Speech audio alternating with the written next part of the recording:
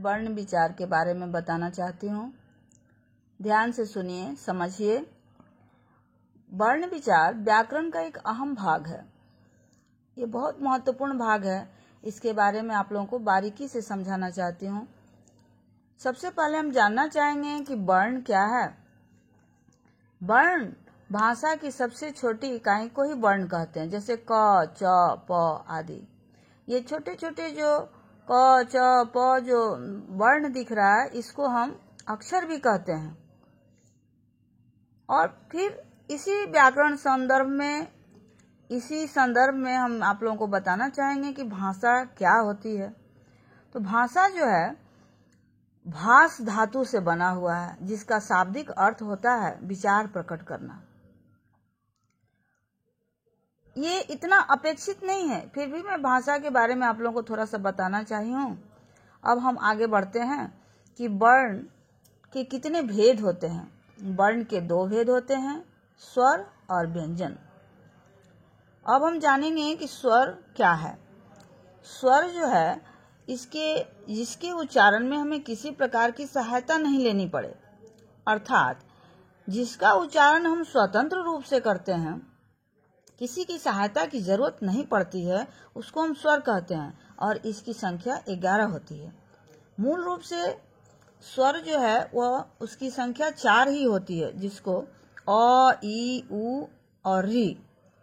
ये एक बहुत ही इम्पोर्टेंट प्रश्न के रूप में आपके सामने आ सकता है कि मूल स्वर की संख्या कितनी होती है। तो वो 4 होते हैं। अब हम आगे बढ़ते हुए बताएंगे कि स्वर्ण वर्ण के कितने भेद होते हैं। इसके 3 भेद होते हैं, ह्रस्व, दीर्घ और प्लुत। ह्रस्व स्वर क्या है? जिसके उच्चारण में बहुत कम समय लगता है, उसको हम ह्रस्व कहते हैं। जिसके उच्चारण में ह्रस्व से दुगुना समय लगता है, उसको दीर्घ स्वर कहते हैं। और जिसके उच्चारण में ह्रस्व से 3 गुना समय लगता है, उसको प्लुत कहते हैं। इसका एकमात्र उदाहरण देखने में आता है ओम। इसमें ह्रस्व का 3 गुना समय लगा हुआ है। हालांकि ये संस्कृत में इसका प्रयोग अधिक होता है, हिंदी में इसका प्रयोग बहुत कम होता है। और स्वर की जो संख्या 11 है, उसमें अंग अ भी आगे आता है उसके बाद, जिसको हम अयोगवाह के नाम से जानते हैं। और उसका उच्चारण हम ह की तरह करते हैं। अब हम इस वर्ण विचार के धारा प्रवाह को आगे बढ़ाते हुए ले चलते हैं व्यंजन वर्ण की ओर।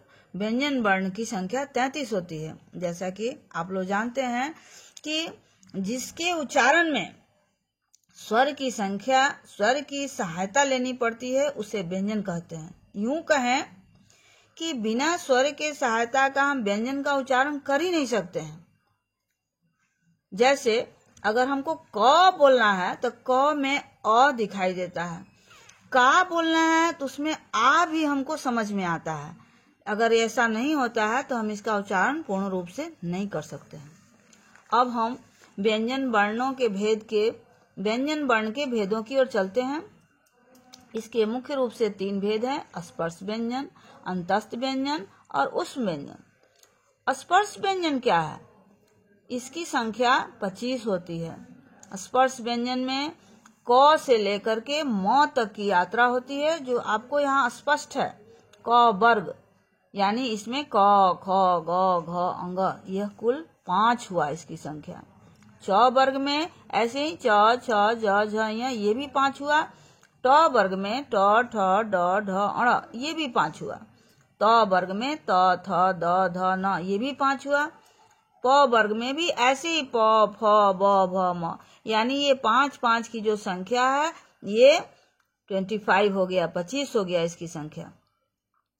ये जो वर्ण हैं, इनके उच्चारण के समय हमारे मुख के अंदर विशेष प्रकार के भाग होते हैं, जिसे कंठ, तालु, मूर्धा, दंत, ओष्ठ के नाम से जानते हैं। इसको स्पर्श करते हुए यह उच्चरित होता है, इसलिए इसको स्पर्श व्यंजन कहते हैं।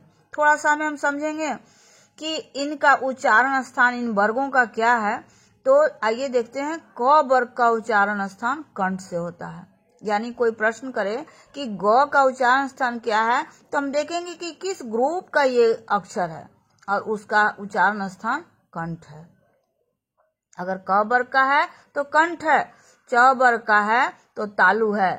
किसी भी अक्षर को अगर वो ट वर्ग का है तो मूर्धा है, उसका उच्चारण स्थान।